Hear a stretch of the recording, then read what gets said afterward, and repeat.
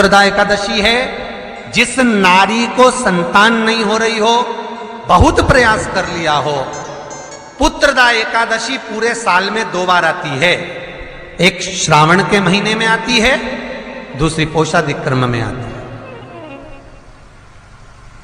कि जो पुत्रदा एकादशी होती है, ये संतान की वृद्धि करने वाली होती है। शंकर जी के मंदिर में जाकर, भगवान शिव के मंदिर में पूजन करके घी का 1 कटोरी में घी और 1 कटोरी में खीर शंकर के सामने रख देते हैं। भगवान शंकर के मंदिर पर चौखट पर घी का दिया लगा देते हैं। शंकर जी की चढ़ी हुई 1 बेलपत्र साथ में रखें और 1 बेलपत्र को उठाकर शंकर जी के मंदिर की चौखट पे ही बैठकर चबा चबा कर खा लेते हैं। जो 1 बेलपत्र लेकर आए हैं वो अपने पति को खिला देते हैं। कहते हैं पुत्रदा एकादशी के दिन ये कर लेने पर संतान की प्राप्ति हो जाती है, पुत्र की प्राप्ति हो जाती है। ये वो एकादशी है। तो एकादशी का व्रत रहेगा तो मेरा ना जाने कितना कितना पाप, कितना असत्य, कितना झूठ, कितना प्रपंच वो समाप्त हो जाए। एकादशी के जो 18 नियम है, उन नियम में दूसरा नियम है कि शिव की आराधना हो, कृष्ण की आराधना हो, भगवत स्मरण हो। दशमी, 11 और द्वादशी, दशमी, एकादशी और द्वादशी। एकादशी का व्रत, दशमी की रात्रि को जो आप भोजन करें वो सात्विक करें। एकादशी के दिन भोजन ना करें, अन्न का भाग ग्रहण ना करें, अन्न का भाग ग्रहण ना करें।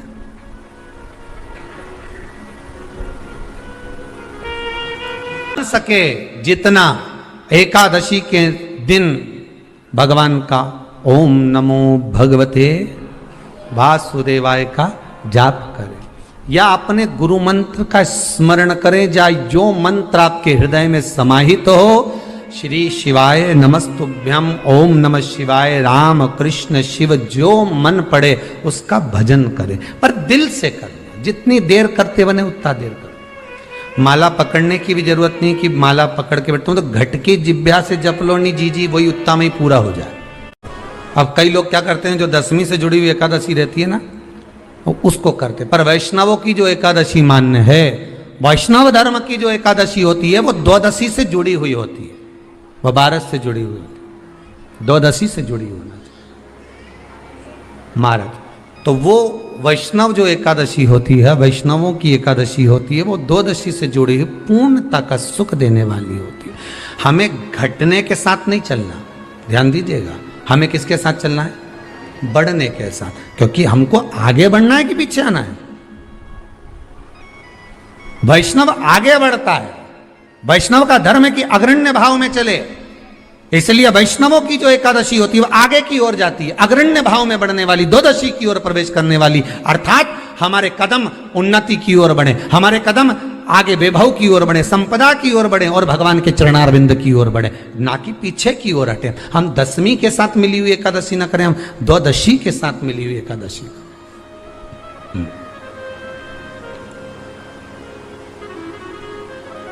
वैष्णव एकादशी। फिर अगला वर्णन किया गया महाराज, शास्त्र कहता है, अगला वर्णन जो किया गया उसमें बताया, प्रयास करें जिस दिन एकादशी हो उस दिन घर में बुआरी झाड़ू आदि जो लगती है वो दूसरा लगा लें। क्यों? उसका वर्णन है, अगर आप बुआरी लगाएंगे, झाड़ू लगाएंगे, पोछा लगाएंगे तो हो सकता है कोई जीव आपके हाथ के द्वारा मर जाए। अब एक तो क्या कहा गया कि प्रयास करिएगा कि एकादशी के दिन कोई वृक्ष की, कोई डाली की, कोई कोपल की कोई पत्ती ना तोड़ी जाए। क्यों? तो कहा अगर उस पत्ती को हम तोड़ देते हैं, वृक्ष की पत्ती को या क्यारे में लगी हुई कोई डाली की पत्ती को हम तोड़ देते हैं तो एकादशी का पुण्य फल प्राप्त नहीं होता। एकादशी का कोई फल हमारे खाते में नहीं जाता, पुण्य फल प्राप्त। अब फिर भले तुम चाहे तुमने मोरधन खाया हो, चाहे तुमने फिर चिप्स खाई, और चतुर्थी का व्रत करने वाले हैं, बहुत ध्यान से आज की कथा सुनना कि एकादशी का आपसे आपके बच्चे पूछेंगे, मम्मी हम भगवान विष्णु का दर्शन करते हैं, हम राम जी का दर्शन करते हैं, हम कृष्ण भगवान का दर्शन करते हैं, हम भवानी माता का दर्शन करते हैं, हम शंकर जी का दर्शन करते हैं, हम सारे देवी देवताओं का दर्शन करते हैं, पर ये एकादशी माता तो कभी नजर ही नहीं आती। पूछेंगे कि नहीं पूछेंगे कि तुम जिस एकादशी का व्रत करते हो, इनका जन्म कहां से हुआ, कहां जन्मी थी? एकादशी की जन्मस्थली कहां है? भाई भगवान कृष्ण की जन्मस्थली तो मथुरा है, श्री राम जी महाराज की जन्मस्थली बोल दो जम के अयोध्या है।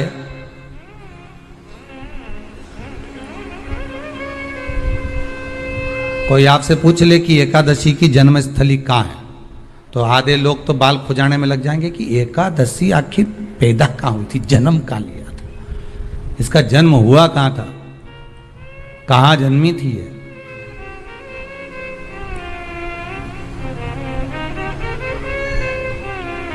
इसका जन्म स्थल है कहां?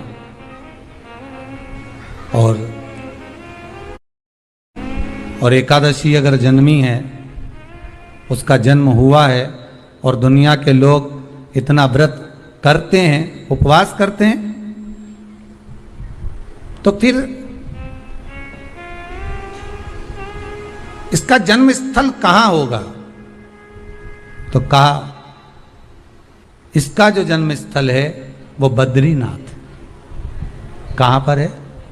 बद्रीनाथ। और उस बद्री विशाल में भी एक गुफा, बद्री विशाल में हेमवती गुफा, जो 12 योजन अंदर प्रवेश करने जितनी है, 12 योजन की गुफा के अंदर, हेमवती के अंदर एकादशी का प्रागट्य हुआ था, एकादशी का जन्म हुआ था।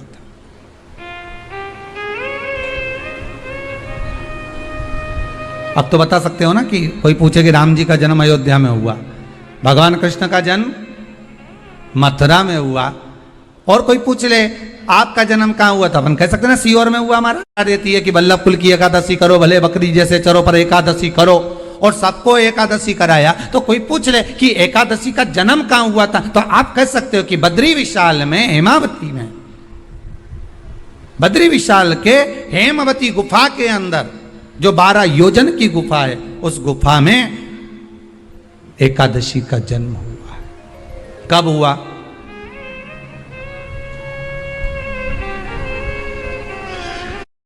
जन्म होने का कारण, राम जी के जन्म होने का कारण था रावण का संहार। भगवान कृष्ण के जन्म होने का कारण था कंस का संहार। नरसिंह भगवान के जन्म होने का कारण, प्रकट होने का कारण था हिरण्यकशिपु का संहार। वराह भगवान के प्रकट होने का कारण था कि पृथ्वी को जल पर लाकर ठहराना, हिरण्याक्ष का संहार।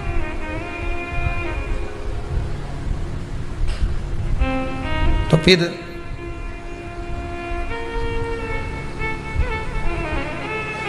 इसके जन्म का कारण क्या है? तो कहा इसके जन्म का केवल एक कारण है। सतयुग में, अब एक और बात का बहुत ध्यान दीजिएगा महाराज, सतयुग एक बार नहीं हुआ कि तुम सोचो कि सतयुग के बाद में द्वापर, त्रेता आ गया, त्रेता के बाद द्वापर आ गया, द्वापर के बाद कलयुग। एक सतयुग नहीं है, एक त्रेता नहीं है, एक द्वापर नहीं है, ना जाने कितने कितने सतयुग निकल गए, ना जाने कितने कितने द्वापर, त्रेता, कलयुग, ना जाने कितने निकल गए।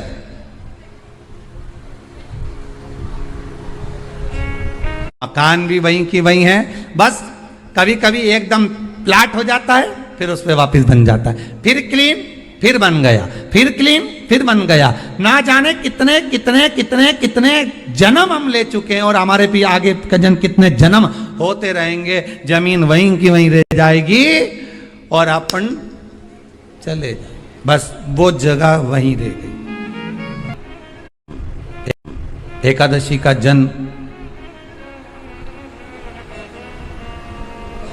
कब हुआ? तो कहा एक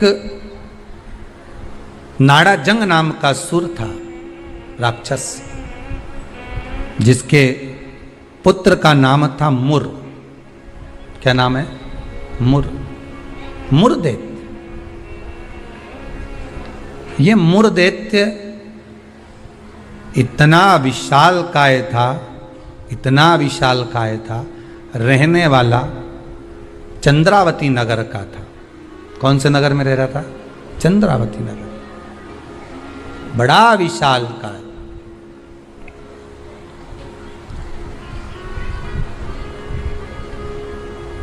इसमें बल इतना था, इतना बल था कि एक दिन मुरदैत्य ने तप साधना कर कर, दान पुण्य कर कर, स्मरण कर कर सारा पुण्य अपने खाते में रख लिया। आपको कल कथा में कहा था, उद्यापन करना मतलब उतने व्रत का पुण्य अपने खाते में जमा कर लेना, फिर वो समाप्त नहीं हो सकता। उस पर सील ठप्पा लग गया मतलब ये प्रॉपर्टी तुम्हारी हो गई। उद्यापन करना मतलब ये इतने व्रत तुम्हारे खाते में चले गए। अब ये व्रत तुम किसी को ना तो कहीं जा सकते हैं ना छिन्न हो सकते, क्योंकि इसका तुमने उद्यापन कर दिया। उस नाम का सुर था, राक्षस, जिसके पुत्र का नाम था मुर। क्या नाम है? मुर। मुरदैत्य। ये मुरदैत्य इतना विशालकाय था, इतना विशालकाय था, रहने वाला चंद्रावती नगर का था। कौन से नगर में रह रहा था? चंद्रावती नगर। बड़ा विशालकाय।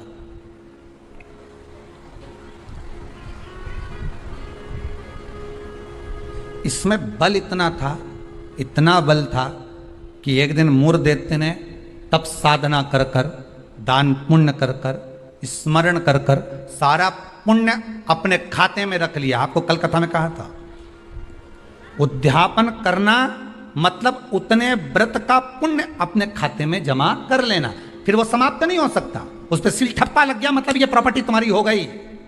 उद्यापन करना मतलब ये इतने व्रत तुम्हारे खाते में चले गए। अब ये व्रत तुम किसी को ना तो कहीं जा सकते हैं ना छिन्न हो सकते, क्योंकि इसका तुमने उद्यापन कर। उस वैकुंठ अधिपति के उस भवन में जहां 33 कोटि देवता सदा विराजमान रहते हैं, ऐसे सुंदर आनंद में भगवान के धामों में पहुंच गया। और जिस इंद्र लोक में जाता तो इंद्र को पकड़कर जमीन पर फेंक देता।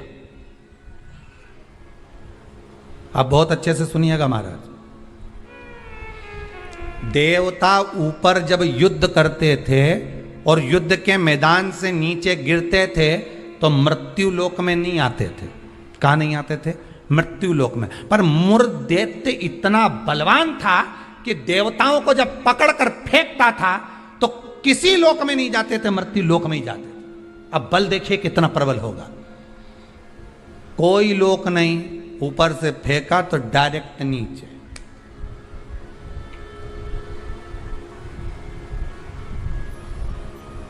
सीधे नीचे।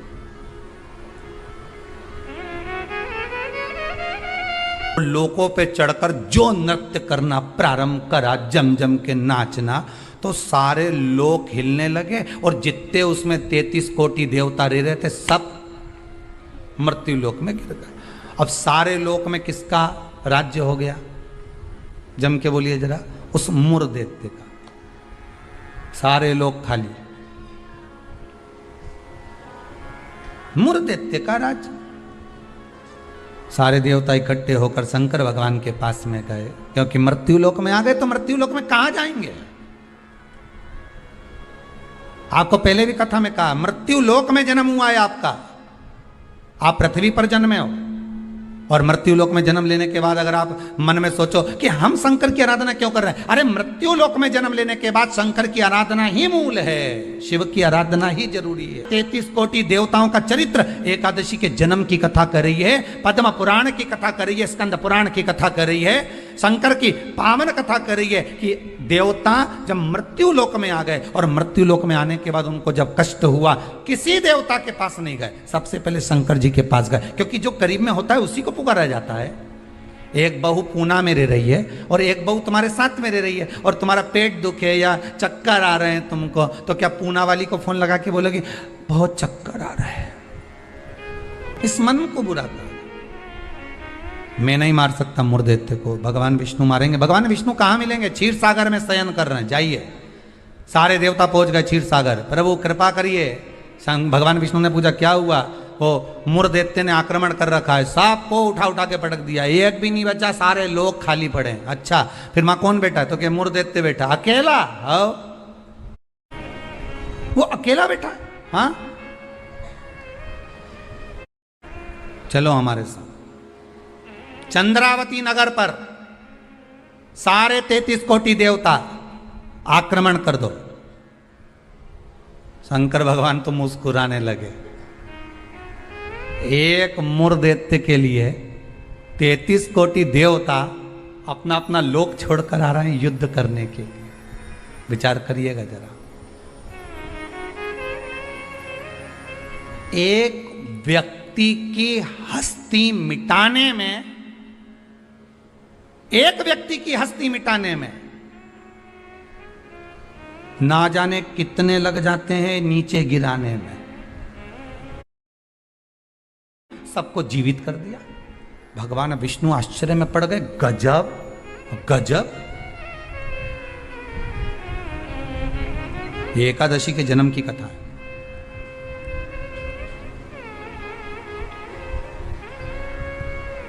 गजब हो गया। इतने सारे मरे और एक क्षण में भगवान ने तो सुदर्शन फेंका ने, सब घूम के गया ने, सबके मार के आया।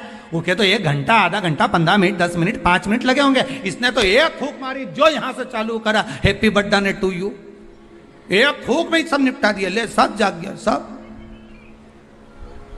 जैसे वो 11 साल होए तो लोग 11 मोमबत्ती जला। हमारे यहाँ तो कहीं नियम नहीं है, हिंदू धर्म के शास्त्र के अनुसार ये नियम नहीं है कि मोमबत्ती को बुझाओ कि दिया बुझाओ। हमारे यहाँ तो जन्मदिन मनाओ तो दिया जलाओ।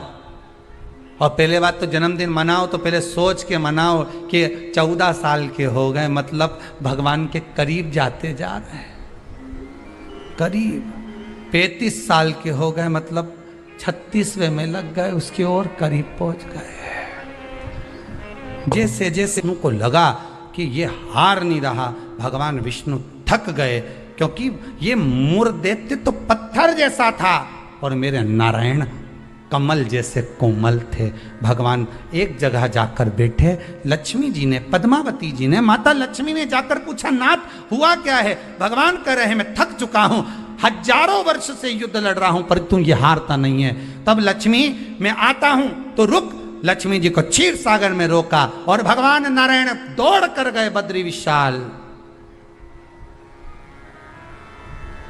हेमवती गुफा में प्रवेश कर गए। 12 योजन की उस गुफा में मेरे भगवान प्रवेश कर गए। जाकर मेरे नारायण सो गए, क्योंकि इतने थक चुके थे।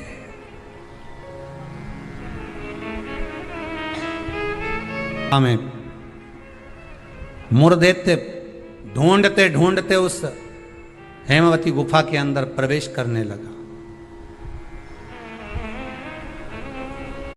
हेमवती गुफा में जैसे ही प्रवेश करा, उस समय पर पाप पुरुष, कौन सा पुरुष है? पाप। व्यक्ति का जो पाप होता है, जब वो पुण्य वाली जगह पर जाता है, सत्कर्म वाली जगह पर जाता है, तो उसका जो पाप पुरुष है, उसका जो पाप है, वो उसके सामने आकर खड़ा हो जाता है। बहुत ध्यान देना। क्यों कहते हैं कि मंदिर जाओ, क्यों कहते हैं तीर्थ जाओ, क्यों कहते हैं सत्संग में जाओ, क्यों कहते हैं कथा स्मरण में बैठ जाओ? हम भजन में गए, जैसे हम कथा में गए, जैसे हम कीर्तन में गए, जैसे हम स्मरण में गए, जैसे ही भगवान की भक्ति में हम पहुंचे, हमारा पाप जो हमारे सम्मुख में था, हमारे साथ में था, वो पाप हमसे दूर हो जाता है। और मुर्देत्य के सामने वही पाप पुरुष आकर खड़ा हो गया। अंदर प्रवेश कर रहे थे मुर्देत्य, पाप पुरुष ने रोक दिया। कहां जा रहे हो तुम? तुम्हें मालूम नहीं तुम कहां प्रवेश कर रहे हो? ज्ञात है।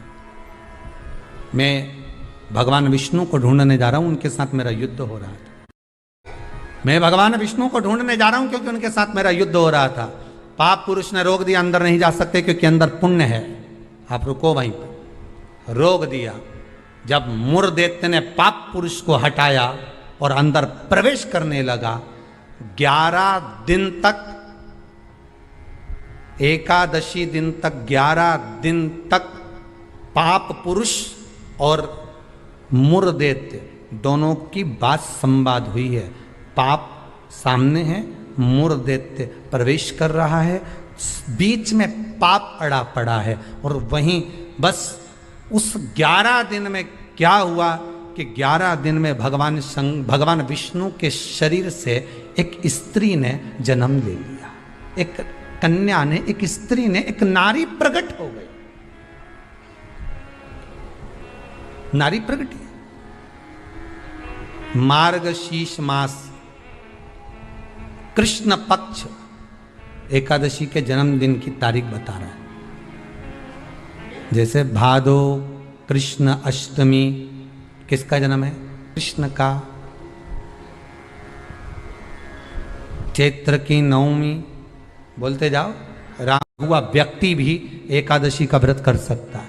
अपनी एकादशी स्वयं करो, मरने के बाद दूसरे लोग एकादशी दें, उससे अच्छा है कि अपना अकाउंट में खुद जमा करते चलो। तो बुरे वक्त में थोड़ा बहुत कहीं ना कहीं अपने का यमदूत आ गया, यमराज आ गया और उसने कहा लाओ एकादशी दो। अब तुम तो इंतजार में बैठी कि अभी 12वां तो होने दो।